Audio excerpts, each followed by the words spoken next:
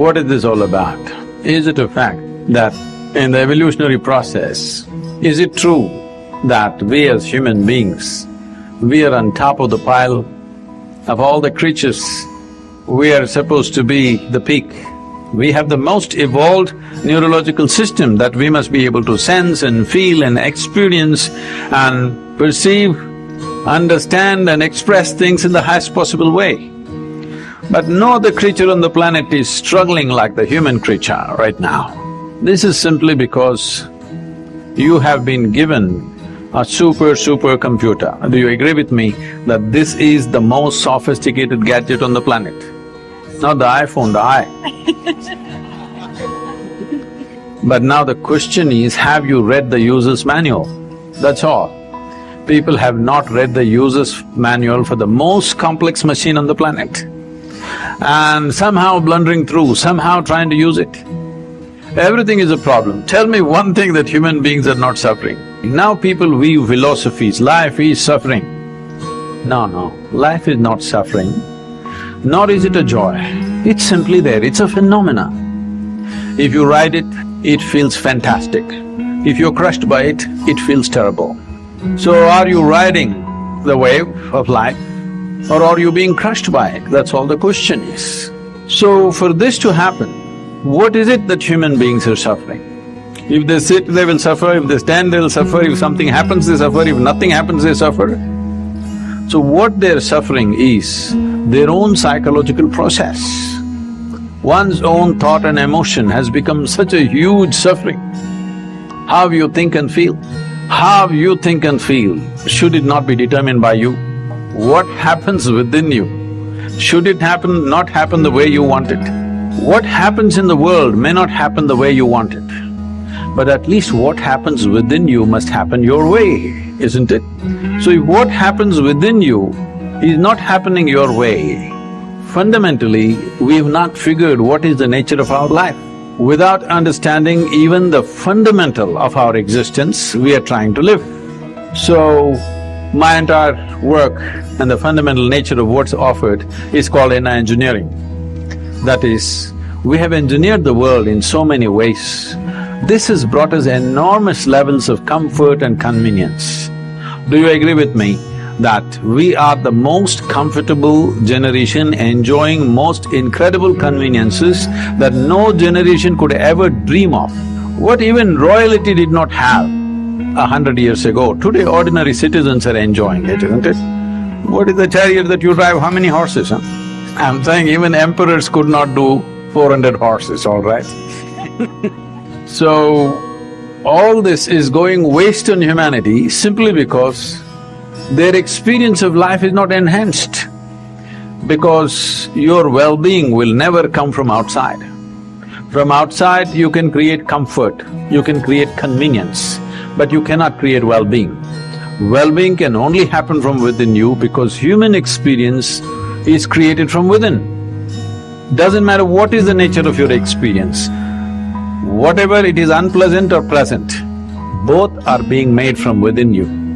But if you are in charge of yourself, would you create pleasantness for yourself or unpleasantness for yourself?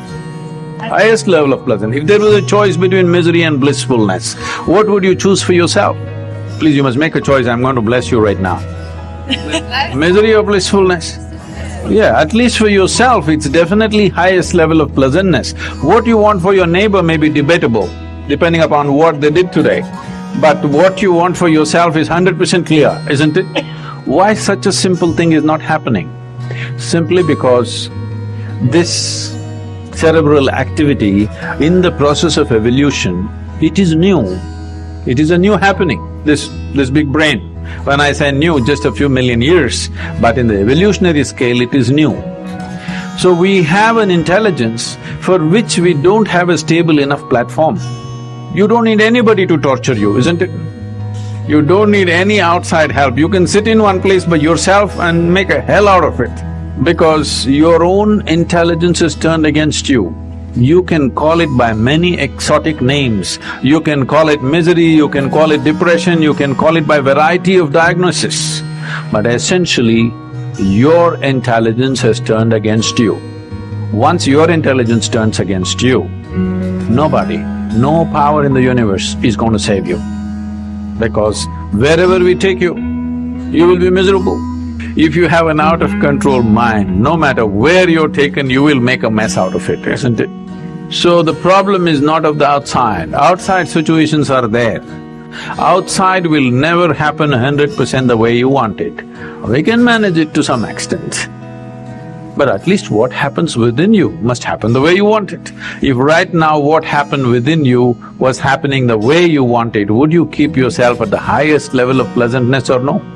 Yeah. That's all that happened to him. Even though death confronted, it didn't matter because what's happening within you is happening the way you want it. No magic, just engineering.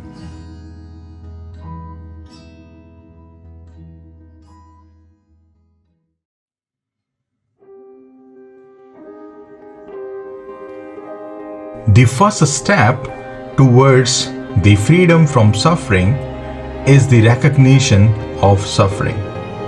When you recognize that there is suffering, then only you can do something about it. Then only you can do something which will put an end to it or make you go beyond it. This is what happened with Buddha. It is suffering alone which turned Gautam Siddhartha into Buddha. He was a prince and he had everything that one can ask for on the material level. But it was suffering which brought him on the spiritual path. But the suffering that made him walk the spiritual path was not his own. He saw people suffer around him, and this made him question his very existence. And he left his palace to practice spiritual disciplines. And after 6 years of spiritual practice, he finally recognized who he really was beyond this body-mind complex. He realized his divine, infinite nature. After self-realization, after enlightenment, he gave to the world the 4 noble truths, which are known to be the most important Buddhist teachings. If one can apply these truths in his life, then it will take him beyond all suffering. Allow me to briefly tell you what these 4 truths are all about. First noble truth is there is suffering. There is dukkha. So basically this is the recognition of suffering. As I told you that unless you recognize that there is suffering, how can you really go beyond it? Then the second noble truth says there is the cause of suffering. If suffering is there, then there also must be its cause. Without the cause, how can there be any suffering? But first you recognize that there is suffering and then you look for its cause. Then the third noble truth says there is cessation of suffering, which means you can put an end to suffering. And how can you put an end to your suffering? This is what is contained in the 4th noble truth, which says there is a path which leads to the cessation of suffering. In Buddhism, it is known as the Eightfold Noble Path. It consists of 8 steps, namely right understanding, right thought, right speech, right effort, right action, right livelihood, right mindfulness, and right concentration. Of all these 8 steps, the first one, which is right understanding, is the most important one. Because without right understanding, how can you have right thought? Without right understanding, you will have wrong thoughts in your mind. And with all the wrong thoughts in your mind, how can you say something which is right? So right speech has its root in right thought, which in turn has its root in right understanding. The same is the case with right effort, which is always followed by right thought. So right effort has its root in right thought, which again has its root in right understanding. And without right effort, how can you act right? How can you do right action without right effort?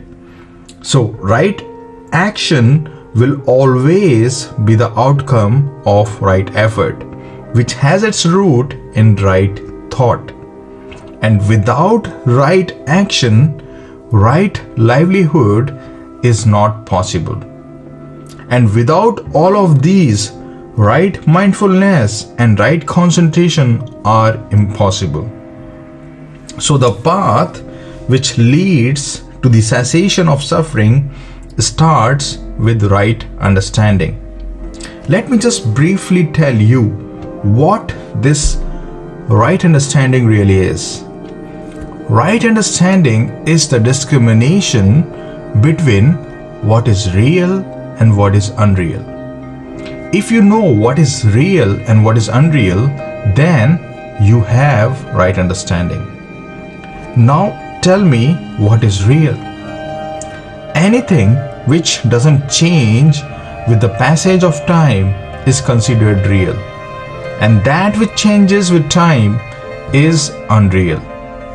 Now look around and see what changes with time.